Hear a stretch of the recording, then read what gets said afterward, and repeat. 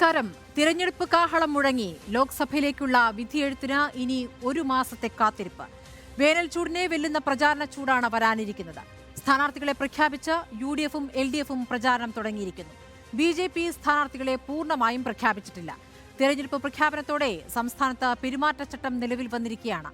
18ാം ലോക്സഭയിലേക്ക് മുന്നണികൾ 18 അടവും പയറ്റുമ്പോൾ ലോക്സഭാ തെരഞ്ഞെടുപ്പിന്റെ സമഗ്ര ചിത്രവുമായി മഹാഭാരത യുദ്ധം ആരംഭിക്കുന്നു. Welcome to the Great Indian Battle.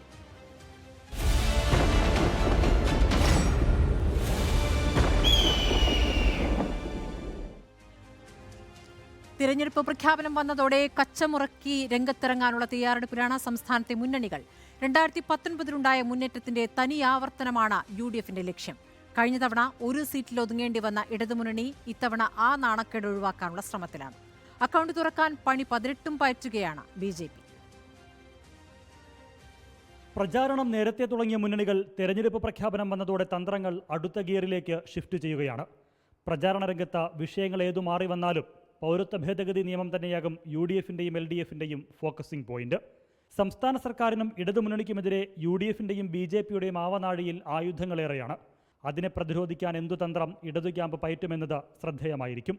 Sitting എംപിമാരെ രംഗത്തിറക്കിയതും കേന്ദ്ര സംസ്ഥാന സർക്കാരുകൾക്കെതിരായ വികാരവുമൊക്കെയാണ് UDF അനുകൂല ഘടകങ്ങളായി കാണുന്നത്. രാഹുൽ ഗാന്ധി കൂടി സംസ്ഥാനത്ത് ലാൻഡ് ചെയ്യുന്നതോടെ പഴയ തരംഗം ഇത്തവണയും ആഞ്ഞു വീശുമെന്ന് തന്നെയാണ് കോൺഗ്രസ് ക്യാമ്പിന്റെ പ്രതീക്ഷ. എന്നാൽ കഴിഞ്ഞ തവണത്തെ രാഹുൽ ഇഫക്റ്റ് ഇത്തവണ ഉണ്ടാകില്ലെന്ന് ഇടതുപക്ഷം വിലയിരുത്തുന്നു.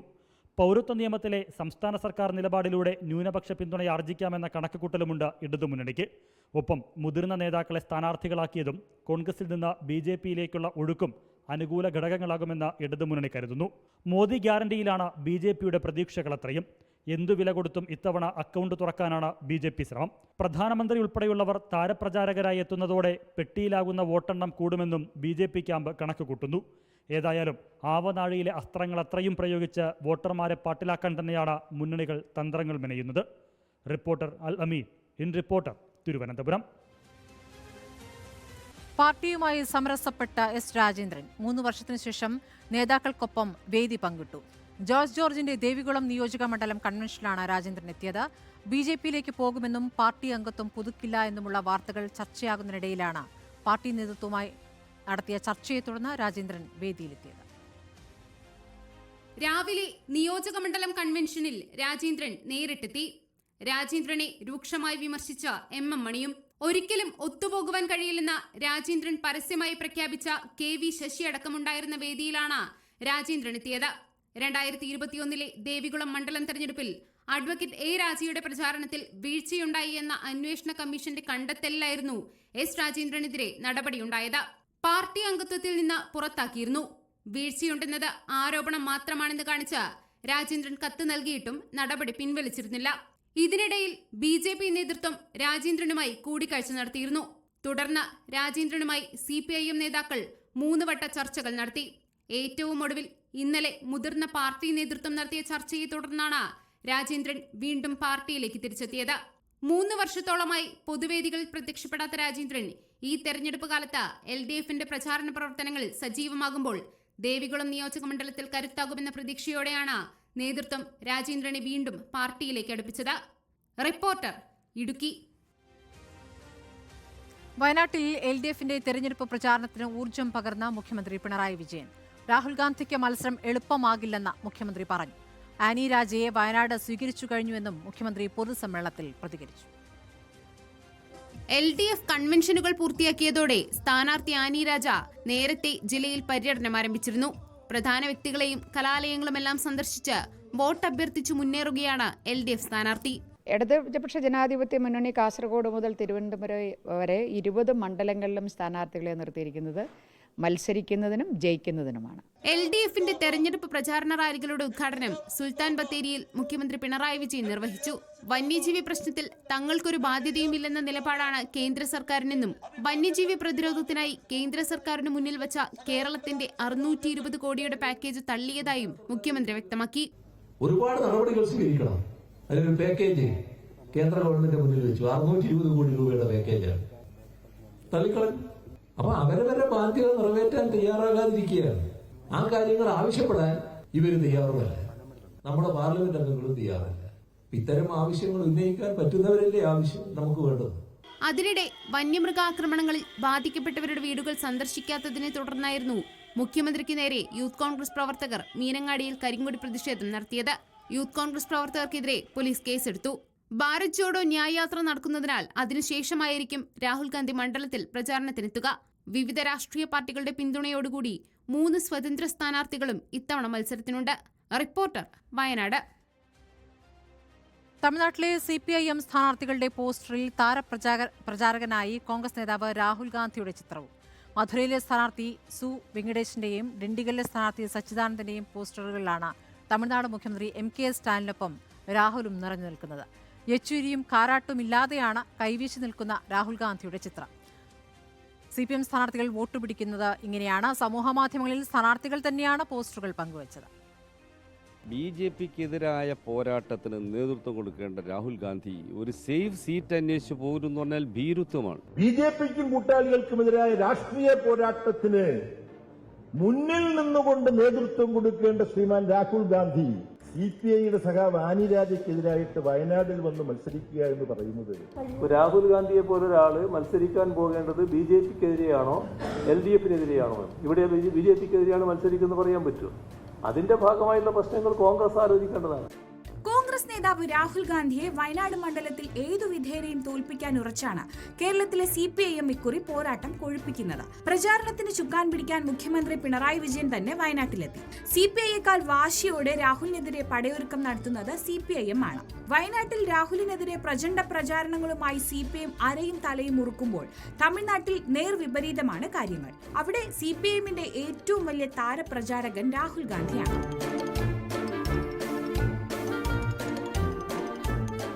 തമിഴ്നാട്ടിൽ മത്സരിക്കുന്ന 2 സ്ഥാനാർത്ഥികളുടെയും പോസ്റ്ററിൽ രാഹുൽ ഗാന്ധിയും മുഖ്യമന്ത്രി MK സ്റ്റാലിനും കൈ ഉയർത്തി അഭിവാദ്യം ചെയ്യുന്ന ചിത്രങ്ങളാണ് പ്രധാനമായും ഉള്ളത്. CPIM ദേശീയ നേതാക്കളുടെ ചിത്രങ്ങളില്ലാത്ത ഇലക്ഷൻ പോസ്റ്ററിൽ നടൻ കമൽഹാസനും ലീഗ് നേതാവ് ഖാദർ മൊയ്തീനും ഉൾപ്പെടെ മുന്നണിയിലെ പ്രാദേശിക നേതാക്കളുടെയും ചിത്രങ്ങളുമുണ്ട്.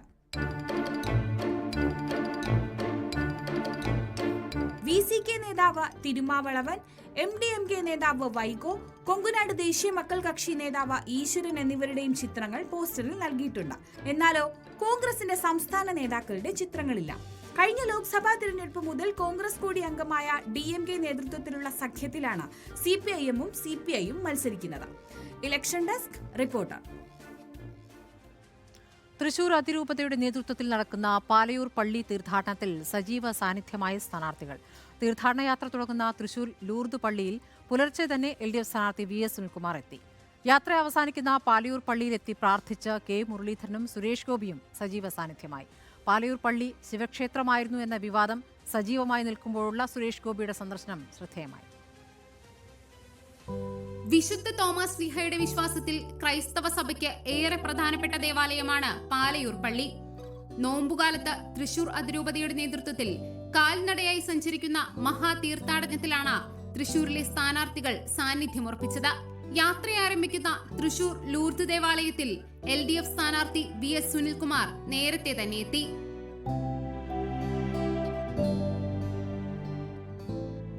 യാത്ര കടന്നുപോകുന്ന വഴിയിൽ വിശ്വാസികൾക്ക് ദാഹജലം വിതരണം ചെയ്തും പിന്നീട് പാലയൂർ പള്ളിയിലെത്തി പ്രാർത്ഥിച്ചും സുരേഷ് ഗോപിയും പ്രചാരണം സജീവമാക്കി.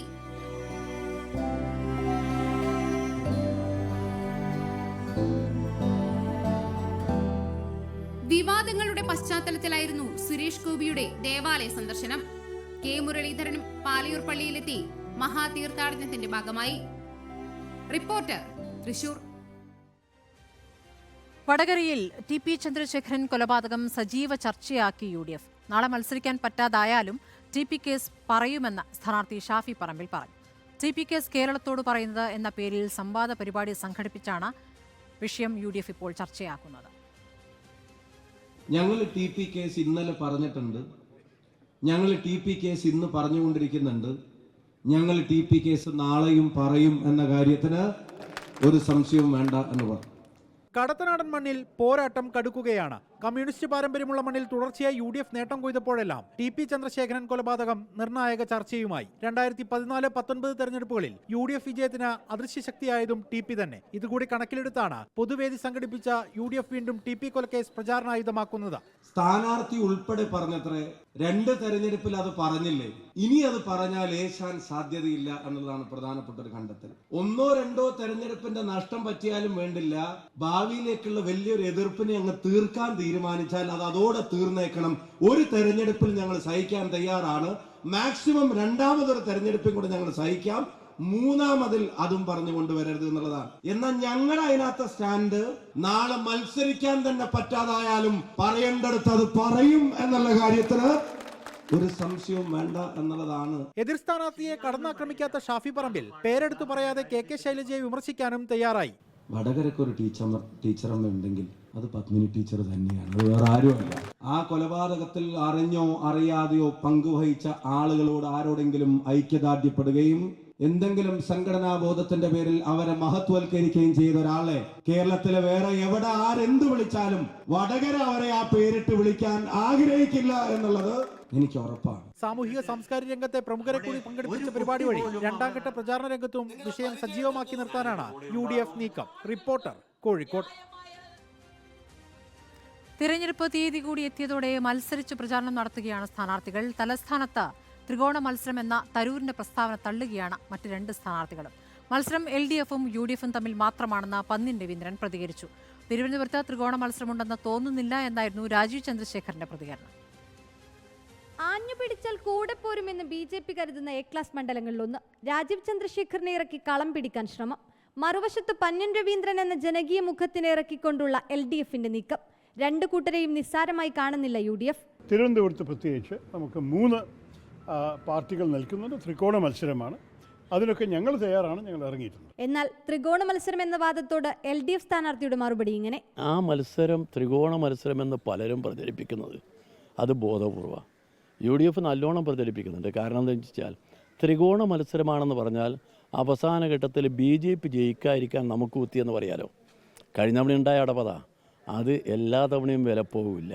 മണ്ഡലത്തിലെ വികസന മുരടിപ്പ് ചൂണ്ടിക്കാട്ടിയാണ് NDA സ്ഥാനാർത്ഥിയുടെ പ്രതികരണം. ശക്തമായ ഒരു ത്രികോണ മത്സരമാണെന്നൊന്നും ഞാൻ കാണുന്നില്ല. 2 ഒരു ഡിസ്ക്രെഡിറ്റഡ് ഐഡിയോളജീസ്, 2 ഡിസ്ക്രെഡിറ്റഡ് പാർട്ടീസ് ഉണ്ട്. അവർ 65-75 കൊല്ലമായിട്ട് തിരുവനന്തപുരം, കേരള ഭരിച്ച പാർട്ടീസാണ്. ഈ കഴിഞ്ഞ 10-15 കൊല്ലമായിട്ട് ഇവിടെ ഒരു വികസനം നടന്നിട്ടില്ല. ഞങ്ങളൊരു മാറ്റം കൊണ്ടുവരുന്ന ഒരു പാർട്ടിയാണ്. ഞങ്ങളുടെ ഒരു ഐഡിയോളജി വികസനം, പുരോഗതിൻ്റെ ഒരു ഐഡിയോളജിയാണ്.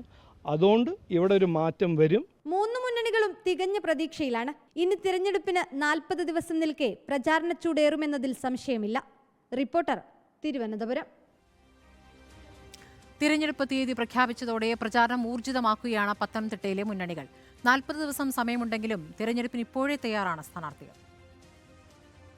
ഇനിയുള്ള 40 ദിവസം പ്രചരണത്തിൽ തീപാറും പോരാട്ടമായിരിക്കും മുന്നണികൾ തമ്മിൽ നടക്കുക. കേരളത്തിൽ ഒരു മാറ്റം ജനം ആഗ്രഹിക്കുന്നതായും ദേശീയ തലത്തിൽ ഇടതുമുന്നണി 5ഉം കോൺഗ്രസ് 50 സീറ്റിൽ ഒതുങ്ങുമെന്നും NDA സ്ഥാനാർത്ഥി അനിൽ ആന്റണി പറഞ്ഞു. തെരഞ്ഞെടുപ്പിന് NDA സജ്ജമാണെന്നും അനിൽ ആന്റണി വ്യക്തമാക്കി. ഇപ്പം കൂടിപ്പോയാൽ ഇടതുപക്ഷത്തിന് 4-5 സീറ്റ് ലഭിക്കുമായിരിക്കും. അഖിലേന്ത്യാ തലത്തിൽ കൂടിപ്പോയാൽ കോൺഗ്രസ് പാർട്ടിക്ക് 40 സീറ്റ് ലഭിക്കുമായിരിക്കും, 50 സീറ്റ് ലഭിക്കുമായിരിക്കും. പക്ഷെ നമുക്ക് 400 സീറ്റും ഗ്യാരണ്ടീഡ് ആയിട്ടുള്ള 3ാം ടേമിൽ ലഭിക്കാൻ പോവുകയാണ്. അപ്പോൾ കേരളത്തിന് വികസനം വേണമെങ്കിൽ NDA സ്ഥാനാർത്ഥികൾക്ക് വോട്ട് ചെയ്യുക എന്നുള്ളത് ലോജിക്കലായിട്ടുള്ള ഒരു കാര്യമാണ്. തെരഞ്ഞെടുപ്പ് തീയതി പ്രഖ്യാപിച്ചതോടെ UDF ക്യാമ്പും പ്രചരണം ഊർജിതമാക്കാനുള്ള ശ്രമത്തിലാണ്. 20-ൽ 20 സീറ്റും UDF നേടുമെന്ന് സ്ഥാനാർത്ഥി ആന്റണി വ്യക്തമാക്കി. ഇത്തവണ 20 സീറ്റ്, 20-ൽ 20. കാരണം കഴിഞ്ഞ തവണ കൈവിട്ടു പോയ ആലപ്പുഴ ഉറപ്പായും തിരിച്ചു പിടിക്കും. ബാക്കിയുള്ള 19 സീറ്റുകൾ നിലനിർത്തും. പ്രചരണ രംഗത്ത് ആദ്യമിറങ്ങിയ LDFും ഇനിയുള്ള 40 ദിവസം പരമാവധി പ്രയോജനപ്പെടുത്താനുള്ള ശ്രമത്തിലാണ്. റിപ്പോർട്ടർ, പത്തനംതിട്ട. ഇടുക്കിയിൽ പ്രചാരണം ശക്തമാക്കി UDF സ്ഥാനാർത്ഥി ഡീൻ കുര്യാക്കോസ്. ഔദ്യോഗിക പ്രചാരണത്തിന് തുടക്കം കുറിച്ച് ഇടുക്കി നിയോജക മണ്ഡലം കൺവെൻഷൻ സംഘടിപ്പിച്ചു. ജോയ്സ് ജോർജ് ആദിവാസികളുടെ ഭൂമി തട്ടിയെടുത്തയാളാണെന്നും CPM നേതാക്കൾ കയ്യേറ്റക്കാർക്കൊപ്പമാണെന്നും പ്രതിപക്ഷ നേതാവ് VD സതീശൻ ആരോപിച്ചു.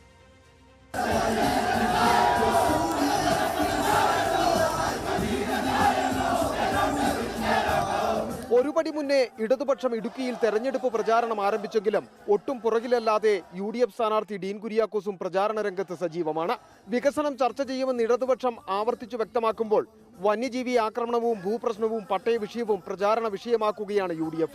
ഇക്കാര്യങ്ങൾ ചൂണ്ടിക്കാട്ടി LDF സ്ഥാനാർത്ഥിക്കും CPM-നുമെതിരെ രൂക്ഷ വിമർശനമാണ് UDF നിയോജകമണ്ഡലം കൺവെൻഷനിൽ പ്രതിപക്ഷ നേതാവ് VD സതീശൻ ഉന്നയിച്ചത്. ജോയിസ് ജോർജ് ആദിവാസികളുടെ ഭൂമി തട്ടിയെടുത്തയാളാണ്. CPIM നേതാക്കൾ കയ്യേറ്റക്കാർക്കൊപ്പം.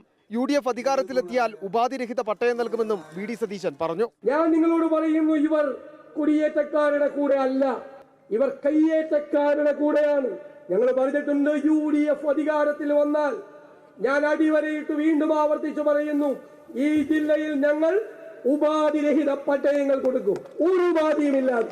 ഡീൻ കുര്യാക്കോസിന്റെ തിരഞ്ഞെടുപ്പ് പ്രചാരണ പ്രവർത്തനങ്ങൾക്ക് തുടക്കം കുറിച്ചുള്ള പാർലമെന്റ് നിയോജകമണ്ഡലം കൺവെൻഷൻ ജനപങ്കാളിത്തം കൊണ്ടും ശ്രദ്ധേയമായിരുന്നു. VD സതീശനൊപ്പം PJ ജോസഫ് അടക്കമുള്ള UDF നേതാക്കളും പരിപാടിയിൽ പങ്കെടുത്തു. റിപ്പോർട്ടർ, ഇടുക്കി. ചാലക്കുടി ലോക്സഭാ മണ്ഡലത്തിൽ ഒന്നാം ഘട്ട പ്രചാരണം പൂർത്തിയാക്കി ഇടത് വലത് സ്ഥാനാർത്ഥികൾ. മണ്ഡലം കൺവെൻഷനുകൾ പൂർത്തിയാക്കി തെരഞ്ഞെടുപ്പ് പ്രവർത്തനം ഏകോപിപ്പിക്കുന്ന തിരക്കിലാണ് ഇരുമുന്നണികളും. ലോക്സഭാ തെരഞ്ഞെടുപ്പ് തീയതി പ്രഖ്യാപിച്ചതോടെ പ്രചരണ പ്രവർത്തനങ്ങൾക്ക് വേഗം കൂട്ടിയിരിക്കുകയാണ് ചാലക്കുടി മണ്ഡലത്തിലെ ഇടത് വലത് സ്ഥാനാർത്ഥികൾ. പരമാവധി വോട്ടർമാരെ കാണണം, മുന്നണിയുടെ വിജയം ഉറപ്പിക്കണം. ഇരു മുന്നണികളുടെയും ആദ്യഘട്ട പ്രചരണ പരിപാടികൾ കഴിഞ്ഞു. തെരഞ്ഞെടുപ്പ് പ്രഖ്യാപനത്തിന് തൊട്ടുമുൻപ് മണ്ഡലം കൺവെൻഷനുകളും പൂർത്തിയാക്കി. UDF മനസ്സുള്ള ചാലക്കുടി മണ്ഡലം വിജയം സമ്മാനിക്കുമെന്ന ഉറപ്പിലാണ് UDF സ്ഥാനാർത്ഥിയായ സിറ്റിംഗ് MP ബെന്നി ബെഹനാൻ. വിജയത്തെക്കുറിച്ച് സംശയങ്ങളുള്ളവർക്ക് ടെൻഷനുള്ളൂ. ഞങ്ങളെ സംബന്ധിച്ചിടത്തോളം കേരളത്തിലെ ജനാധിപത്യ മുന്നണി 20 സീറ്റും നേടുമെന്നതുകൊണ്ട് ഞങ്ങൾക്ക് വിജയത്തെക്കുറിച്ച് ടെൻഷനില്ല. അട്ടിമറികളിലൂടെ അത്ഭുതങ്ങൾ സൃഷ്ടിച്ചിട്ടുള്ള ചാലക്കുടി മണ്ഡലം ഇത്തവണ ഇടതുപക്ഷത്തോടൊപ്പം നിൽക്കുമെന്ന് LDF സ്ഥാനാർത്ഥി C രവീന്ദ്രനാഥ്. ഇടതുപക്ഷത്തിന് മാത്രമേ സാധാരണക്കാരുടെ ജീവിതം മെച്ചപ്പെടുത്താൻ കഴിയൂ എന്നൊരു തിരിച്ചറിവ് അനുഭവത്തിലൂടെയും സൈദ്ധാന്തികമായിട്ടുണ്ടായ കാലത്ത് ഒരു ഇടതുപക്ഷ മനസ്സുണ്ട് എന്നുള്ളതും ഈ ഒരു സാഹചര്യവും ഇത് രണ്ടും ചേരുമ്പോൾ പണ്ടുണ്ടായതിനേക്കാൾ കൂടുതൽ ഇടതുപക്ഷ വിജയത്തിൻ്റെ സാധ്യത ഉണ്ടാവുകയാണ്. ത്രിതല പഞ്ചായത്ത് നിയമസഭാ തെരഞ്ഞെടുപ്പുകൾക്ക് ശേഷം ലോക്സഭയിൽ കന്നി അംഗത്തിനിറങ്ങുന്ന 2020യും ഇത്തവണ ചാലക്കുടിയിൽ കളത്തിലുണ്ട്. 2020 സ്ഥാനാർത്ഥി അഡ്വക്കേറ്റ് ചാർലി പോൾ നേടുന്ന വോട്ടുകളും ചാലക്കുടിയിൽ ജയപരാജയങ്ങളിൽ നിർണായകമാകും. Reporter Ali Akbar Shah, in Reporter, Kochi. Doctor Thomas ഐസക്കിന്റെ വിജ്ഞാന പത്തനംതിട്ട പദ്ധതിക്കെതിരെ പ്രതിഷേധവുമായി യൂത്ത് കോൺഗ്രസ്. തെരഞ്ഞെടുപ്പ് മുന്നിൽ കണ്ട് തൊഴിൽ വാഗ്ദാനം ചെയ്ത് ഇടതുമുന്നണി കബളിപ്പിക്കുകയാണെന്ന് യൂത്ത് കോൺഗ്രസ് ആരോപിച്ചു. തല മൊട്ടയടിച്ചും പ്രതീകാത്മകമായി കഴുത്തിൽ തൂക്കി കയറിട്ടും യൂത്ത് കോൺഗ്രസ് പ്രവർത്തകർ പ്രതിഷേധിച്ചു. അഭ്യസ്തവിദ്യരായ യുവതി യുവാക്കൾക്ക് ജോലി കണ്ടെത്തി കൊടുക്കുന്നതിനായി LDF സ്ഥാനാർത്ഥി ഡോക്ടർ തോമസ് ഐസക്കിന്റെ നേതൃത്വത്തിൽ റിക്രൂട്ട്മെന്റ് ഡ്രൈവ് പത്തനംതിട്ടയിൽ നടത്തുന്നുണ്ട്. വിജ്ഞാന പത്തനംതിട്ട എന്ന പേരിലുള്ള പരിപാടി തട്ടിപ്പാണെന്ന് യൂത്ത് കോൺഗ്രസ് ആരോപിക്കുന്നു. PSC റാങ്ക് ലിസ്റ്റിലുള്ളവർക്ക് പോലും സർക്കാരിന് നിയമനം നൽകാൻ കഴിയുന്നില്ല. തെരഞ്ഞെടുപ്പ് മുന്നിൽ കണ്ട് മാത്രമാണ് LDF സ്ഥാനാർത്ഥി ഡോക്ടർ തോമസ് ഐസക് പദ്ധതി ആവിഷ്കരിച്ചിരിക്കുന്നതെന്ന് യൂത്ത് കോൺഗ്രസ് ജില്ലാ പ്രസിഡന്റ് വിജയ് ഇന്ദുചൂടൻ പറഞ്ഞു. മണ്ണ് വാരി തിന്നും തലമുണ്ടനം ചെയ്തും മുട്ടിലിഴഞ്ഞുമൊക്കെ നടക്കുന്ന ഏകദേശം കാലയളവോളം നടത്തിയ സമരം നമ്മളെല്ലാവരും കണ്ടതാണ്. വളരെ വേദനാജനകമായ ഒരു സമരം. ആ സമരം നിലനിൽക്കുമ്പോഴാണ് പ്രിയപ്പെട്ട തോമസ് ഐസക്കും അതുപോലെ തന്നെ മാർക്സിസ്റ്റ് കമ്മ്യൂണിസ്റ്റ് പ്രസ്ഥാനവും സർക്കാരും അടക്കമുള്ള ആളുകൾ ഈ പത്തനംതിട്ടയിൽ വന്ന് ഇങ്ങനെ ഒരു പക്ക പൊളിറ്റിക്കൽ ഗിമ്മിക്ക് കാണിക്കുന്നത്. നമ്മളെല്ലാവരും അരിയാഹാരം തിന്നുന്ന ആളുകളാണ്. ഇവിടുത്തെ ചെറുപ്പക്കാർ പൊട്ടന്മാരല്ല എന്ന് ആദ്യം തന്നെ ഐസക്കിനോട് പറയാൻ ഞങ്ങൾ ആഗ്രഹിക്കുകയാണ്. തലമൊട്ടയടിച്ചും പ്രതീകാത്മകമായി തൂക്കുകയർ കഴുത്തിലിട്ടുമായിരുന്നു പ്രതിഷേധം.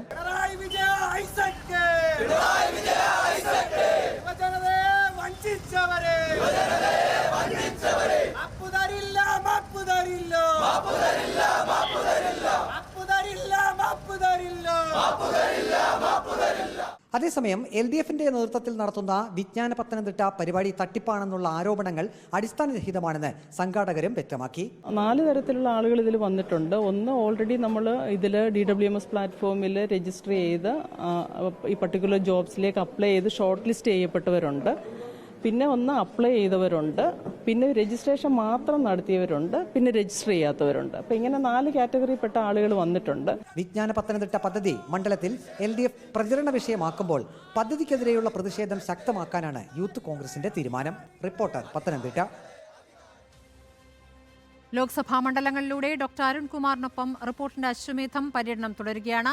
ഇന്ന് അശ്വമേധം ആറ്റിങ്ങൽ മണ്ഡലത്തിലെ വോട്ടർമാർക്കൊപ്പമാണ്. കാണാം അശ്വമേധ കാഴ്ചകൾ ആറ്റിങ്ങലിൽ നിന്ന്. നമ്മൾ ആറ്റിങ്ങലിലാണ് പ്രിയപ്പെട്ടവരെ എത്തി നിൽക്കുന്നത്. ഞാൻ അരുൺകുമാർ, എനിക്കൊപ്പം ജാക്കി. എങ്ങനെയും മണ്ഡലത്തിൽ ഒരു സാധ്യത ടൈറ്റാണ്. ടൈറ്റ് മത്സരം തീർച്ചയായിട്ടും എന്നോട് ചോദിച്ചാൽ പിന്നെ വിജോ എന്ന് പറയുന്നുള്ളൂ. ഉറപ്പായിട്ട് ജയിക്കും. ഉറപ്പായിട്ടും ജയിക്കും. ജോയിക്ക് സാധ്യതയുണ്ട്. അടൂർ പ്രകാശ് അവകാശം അതാർക്കെങ്കിലും ഒരാൾക്ക് കുതിരപ്പുറത്ത് കയറിയിട്ടുണ്ടോ? കുതിരപ്പുറത്ത് ചെറിയ പ്രായത്തിൽ കയറിയിട്ടുണ്ട്. പണ്ട് ടൂർ പോകുന്ന സമയത്ത്. അതെ അതെ. അത് കഴിഞ്ഞ പിന്നെ കയറിയിട്ടില്ല. കയറിയിട്ടില്ല. പിന്നെ പടക്കുതിരയായി മാറിയായിരുന്നു.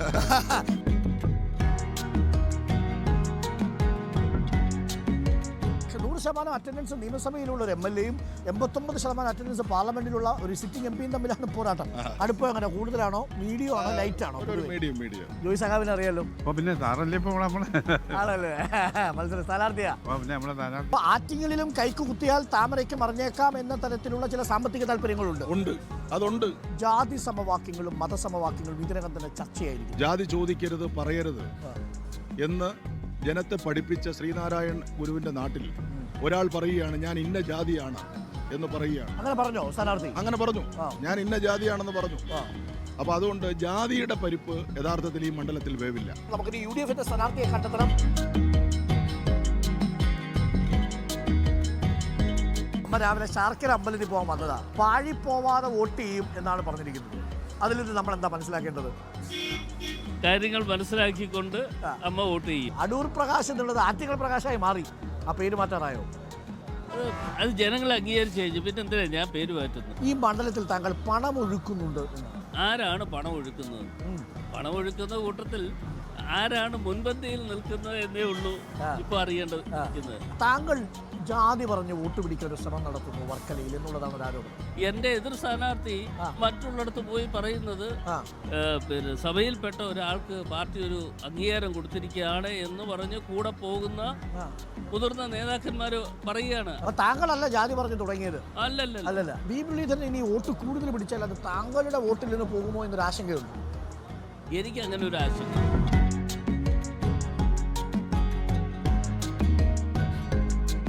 തെരഞ്ഞെടുപ്പിന്റെ ചൂടൊക്കെ ആയി വരുന്നു. ഇന്നലെ പ്രഖ്യാപനം കഴിഞ്ഞു.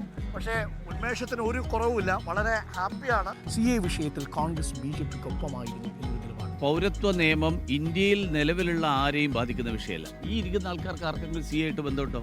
ഇല്ല. ഈ CPM എന്ന് പറയുന്ന പാർട്ടി അല്ലെങ്കിൽ കോൺഗ്രസ് ഇന്ത്യക്കാരുടെ പാർട്ടിയാണോ, ബംഗ്ലാദേശികളുടെ പാർട്ടിയാണോ, അഫ്ഗാനിസ്ഥാൻകാരുടെ പാർട്ടിയാണോ, പാകിസ്ഥാൻകാരുടെ പാർട്ടിയാണോ? ആറ്റിങ്ങലിൽ നിന്ന് മന്ത്രി ഉണ്ടാവുമെന്ന് കോൺഫിഡൻസോടുകൂടി BJP പറയുന്നുണ്ട്. ഒരു കേന്ദ്ര സർക്കാരിനെ പിന്തുണയ്ക്കുന്ന ഒരു MP, ആ MP ഉണ്ടായിക്കഴിഞ്ഞാൽ ജനങ്ങൾക്ക് പ്രയോജനമുണ്ടാകും. Thank you. എനിക്കൊപ്പം ജാക്കിക്കൊപ്പം ഞാൻ, ഞങ്ങൾക്കൊപ്പം മോനെ പേര് ഒന്നുകൂടി ഇത് പറഞ്ഞോ. പേടിയുണ്ടോ മോളി ഇരിക്കാൻ? ചെറിയ പേടിയുണ്ട്. ഞാനും അദ്വൈതും ജാക്കിയും എനിക്കൊപ്പം ഉള്ളത് ദേവസാരംഗാണ്. മിടുക്കനാണ്. ഓസ്ട്രോഫിസിസ്റ്റ് ആവാൻ താല്പര്യമുള്ള ദേവസാരംഗാണ്. നാളെ പ്രേക്ഷകർക്കൊപ്പം ചേരുന്നത് തിരുവനന്തപുരത്ത് നിന്നായിരിക്കും. ഞങ്ങൾ യാത്ര പറയുന്നു.